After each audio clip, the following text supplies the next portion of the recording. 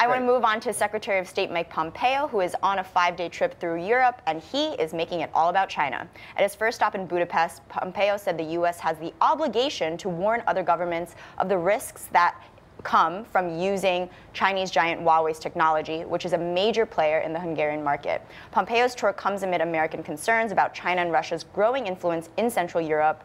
Rick, what are the ramifications here? This seems to be his main sticking point, and this was just day one. For the rest of his trip, is that really going to be what the conversation is about? I think there's some legitimacy on this issue as well. I mean, not too many people would argue with the claim that China uses these giant state-owned. Huawei's not exactly a state-owned enterprise, but it is. There's exactly. It's somewhere in between. Yeah, right. But clearly, the government has a degree of influence or control with Huawei that the government here in the United States does not have with AT&T or Verizon, our parent company, which is comparable, or Cisco, for example, which makes routers and all that kind of telecom equipment.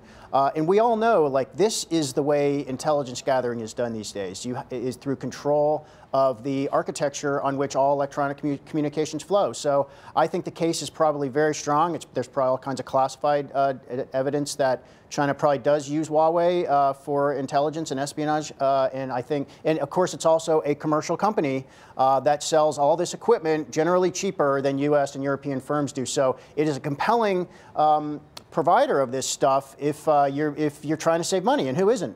Which is why even here in the United States, some rural telecommunications networks that aren't richly funded have purchased Huawei equipment. So I think this is a legitimate issue, and I think maybe the Trump administration is tacking in the right direction on this. Now, when you say, oh, it's not state-owned, or it's sort of close to state-owned, unlike, say, Verizon and AT&T, I just for a second thought of, well, what about Ajit Pai when he became his position and former Verizon lawyer, and he had Verizon's interests at heart. Even more than that. Okay, cronyism and revolving door policies between corporations and the government is not the same as SOEs. I mean, the most relevant thing to say is that the Snowden documents, things he released, almost 10 years ago at this point, did show that AT&T and Verizon and basically all significant telecom providers did accede to requests from the government for monitoring of suspect people, but that had to go through the FISA court. There had to be, a formal request from the government, and there were cases when AT&T and Verizon lawyers pushed back and said we don't want to do this. And then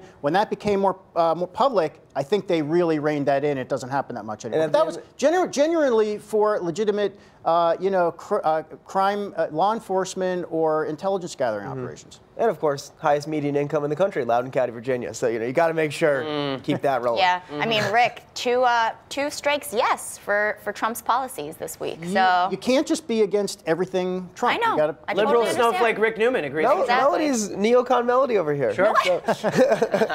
Thanks so much, Rick, for joining us. Bye, guys.